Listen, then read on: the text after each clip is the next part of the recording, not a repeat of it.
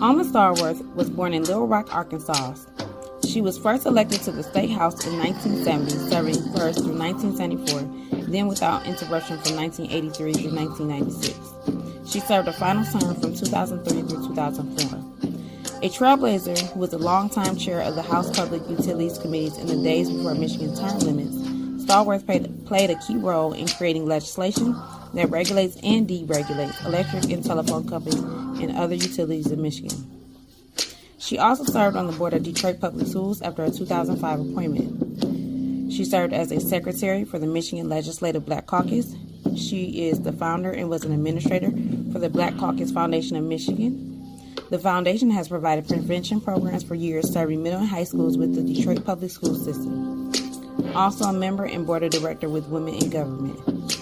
Alma Starworth was known for her work improving foster care in Michigan and fighting child abuse.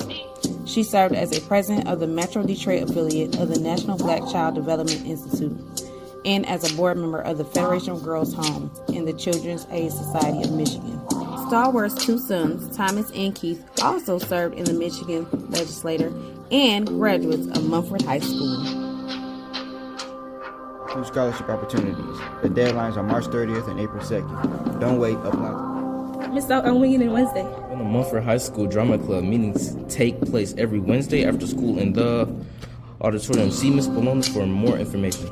Larry Willis is a one-woman creative think tank, a multidisciplinary artist and visionary thinker whose range of imagination and productivity knows no bounds. She was born on November 10th, 1947 and passed away December 24th, 2019. She is a Grammy, Emmy, Tony, and Webby award-winning and nominated songwriter, performer, visual artist, multimedia director, collector, social artist, and party thrower. Her hits include Earth, Wind & Fire, September, In Boogie Wonderland, Neutron Dance, What I Have Done to Deserve This, and I'll Be There For You, theme from Friends, and have sold more than 50 million records. Willis also co-authored the Oprah Winfrey-produced Broadway musical, The Color Purple. In 2011, she launched Haley Willis Marches on Detroit, an ongoing series of events and fundraisers dedicated to her beloved hometown, with a marching band event, this time in Detroit's historic Fact Theater with students from Mumford High School, the school that became famous in the film for which Willis won a Grammy for Best Soundtrack, Beverly Hills Cop. The cast of the National Touring Company of The Color Purple sang along with students as Willis conducted. A second Marching on Detroit event took place in 2012 when Willis staged the last call before the Wrecking Ball concert at Mumford, where students sang, danced, and played their way through her hits just a month before the school was demolished. On that same visit to Detroit, she was honored at Cass Tech, which was the first high school in the U.S. to license and the second to produce The Color Purple. She also received a Spirit of Detroit Award from the City Council for her work on behalf of Detroit. Willis is also a cyber pioneer who conceptualized internet realms and was an outspoken advocate for them back when quote-unquote new media was unknown to most. Starting in the early 90s, Willis consulted for Intel, Microsoft, AOL, and Disney and created virtual worlds for a variety of other entertainment and technology companies.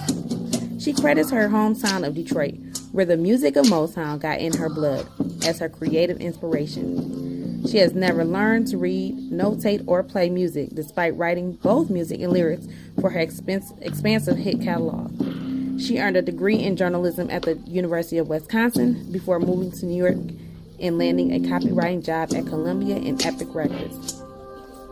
PSAT, SAT, ACT, and benchmark testing will begin after spring break. Prepare now.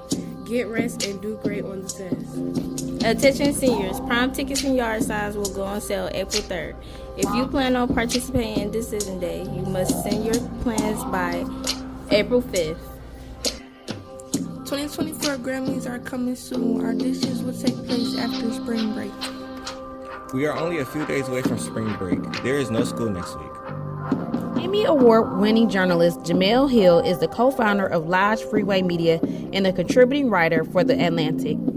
Hill began her career in 1997 as a general assignment sports writer for the Raleigh News and Observer. Before joining ESPN, Hill was a sports columnist also for the Orlando Sentinel from 2005 to 2006, the only African-American female sports columnist in North America. From 1999 to 2005, she served as a sports writer with the Detroit Free Press, covering Michigan State football and basketball.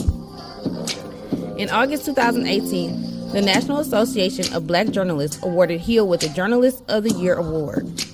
In April of 2019, Hill debuted Jemele Hill is Unbothered on Spotify, which is a 2-time Webby Award winning, and in 2002, Jemele Hill is Unbothered won 2 NAACP awards for Outstanding Podcast in the Arts and Entertainment and Society and Culture categories.